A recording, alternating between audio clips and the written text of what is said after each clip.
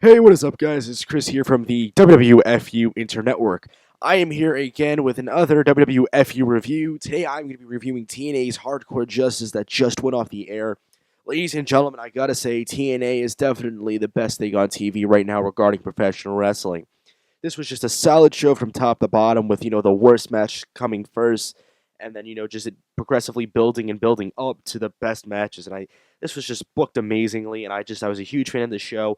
It wasn't as great as Destination X. Destination X was amazing, but this was still very well done. So let's get right to it. We had Chavo Guerrero and Hernandez taking on Kid Kash and Gunner in our opener. Now, this was okay. I mean, Chavo Guerrero's not that great of a wrestler. Neither is Kid Cash or Gunner. Neither is Hernandez, in that matter of fact. But it was decent. I mean, I really liked Chavo going over here. Chavo's definitely over with the crowd, so that was cool. Kid Cash and Gunner, I'm not fans of. But this was a okay opener. I was glad they got it out of the way, to be honest, because this match was really just not that good at all. But, Chavo Guerrero is impressive a little bit. Nothing more than that. Uh, as far as going from here, I have no idea what they're going to do with Chavo Guerrero, but hopefully something interesting. So I gave it 2.5. Decent opener. The next match we had was the Bound for Glory Series match, the Falls Count Anywhere match between Rob Van Dam, the Pope D'Angelo De Niro, Magnus, and Mr. Anderson. Now, before the match started, Pope D'Angelo De Niro got attacked by Aces and Eights, so this turned to a triple threat. And now this was very fun. Magnus definitely shined here. He seemed very, very threatening. He seemed like he could have won the match easily, and everyone had their spots here. It was a very, very decent match. Rob Van Dam ended up picking up the victory and getting 20 points in the Bound for Glory Series match, putting him in the top 4, which is definitely going to shake things up. I enjoy this match a lot. I gave it 3 stars. Very, very fun. I do feel if Pope was in it, though, there would have been a little bit more added to it, but, I can't complain. For what it was very decent. The next match we had was a very thrown together match. We had a TNA Television Championship match between Kazarian and Devon. Basically, the only reason everyone was watching this match was to see if whether Devon was to lose the title, because there are rumors that Devon and Bubba Ray are on their way out, but Devon retained here against Kazarian. So I guess that's a kind of an indicator that unless he loses it these next couple of weeks on Impact, he's staying with TNA, which is a good thing because I really like Bubba Ray and what he's doing with TNA. It's very interesting. But this was an okay match. Kazarian's a pretty decent worker, but Devon, just I don't find him entertaining. 2.25, nothing really all that special. Then we had the TNA Knockouts Championship match between Madison Rayne and Miss Tessmacher. 1.5 stars. Madison Rayne won the title. That's all you need to know. Complete crap. Next, we had the Bound for Glory Series match, the tables match between Robbie E, James Storm, Bully Ray, and Jeff Hardy. This was very, very well done. Wrestling wise, this is okay. I mean, Robbie E kind of shouldn't be mixing up with people of this caliber, but I can't complain. There was one kind of failed spot in this match, though. Robbie E, I think he suplexed Jeff Hardy, and Jeff Hardy's leg hit a table, and some of the table snapped off, and Taz had to spend like 5 minutes on commentary just reassuring the audience that no, that did not count. You had to put someone through the table, like in the middle of the table. It was kind of funny, but Aces and Eights got involved with this match a little bit. They kind of uh, interacted with James Storm. They kind of gave him the thumbs up, after they just went after Bully Ray. And it was interesting the way, James Storm reacted. He just stared at them, didn't really know what was going on. And, this is definitely going to culminate to some very decent storyline. This was great storyline progression for, the Aces and Eights angle.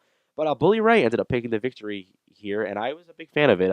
I gave it 3.25. Very, very fun tables match. They definitely teased a lot of table spots. It was fun, interesting, and it kept me on the edge of my seat. So kudos to all of them. Next, we had the TNA X Division Championship match between Kenny King and Zema Ion. Awesome, awesome, awesome, awesome, awesome, awesome, awesome. I really am a big fan that they are bringing prestige back to this title, making it mean a lot. Kenny King, there was this video package before the match, and Kenny King made the title seem like it was his only way of succeeding in professional wrestling. And I was a huge fan of that. That just put the title over ridiculously. And Zema Ion is an amazing X Division champion. I don't care what anyone says. He's just a really good wrestler, and I'm a big fan of his, but I'm a big fan of Kenny King as well. And these two meshed very, very well. And this match came off very, very nicely. I gave it 3.75. Just very, very well done on both parts. And Kenny King's a future X Division champion, even a future TNA World Heavyweight champion if he stays with the company long enough.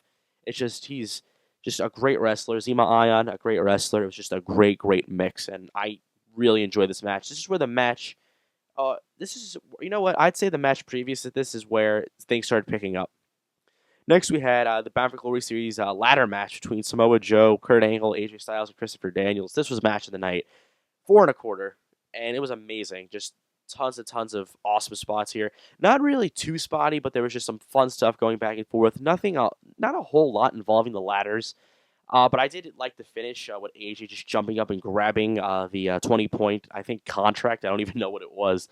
But he just basically sprang up and ripped down the contract. I enjoyed it like that because it basically, like, kind of just, it came out of nowhere and it kind of didn't really bring anyone down. Like, it just, AJ Styles, like, didn't push off Samoa Joe to win the 20 points. Kurt Angle didn't push off Daniels to win the points. AJ Styles jumped up randomly and got it. And I like the way they booked that. It made a lot of sense. It made everyone seem still equal. And yeah, AJ Styles won. Samoa Joe is a machine. I think he's winning the Bound for Glory series. I honestly think he is. Kurt Angle showcased a lot of stuff in this match. Daniels took a beating, but it was a very, very well done beating. Christopher Daniels is the best seller in TNA, in my opinion. And then AJ Styles, I thought he died twice. He just did these 2 spots. One spot he got pushed off a ladder and he hit his head on the mat on the outside. And a lot of people were questioning whether he was going to continue the match, but then he came up and won it all. So it was very interesting. Great, great match. I enjoyed it. Last, we had your main event between Austin Aries and Robert Roode for the TNA World Heavyweight Championship. This match was great. It didn't beat their Destination X match, but it was still awesome. Tons of near falls. We had 2 referee spots, 2 refs. Initially, we had a double roll-up. Austin Aries and Robert Roode's shoulders were both down, and 2 refs counted 3. One was counting it for Aries, the other was counting it for Roode. Then Earl Hebner ran out to save the day and say, we got to restart this match. Everyone thought Aries was going to lose because Robert Roode hit him with the belt. Aries did a suicide dive to the outside, and Roode hit him with the belt. But Aries kicked out, basically got up, basically rolled him up and won the title back, or not won the title back.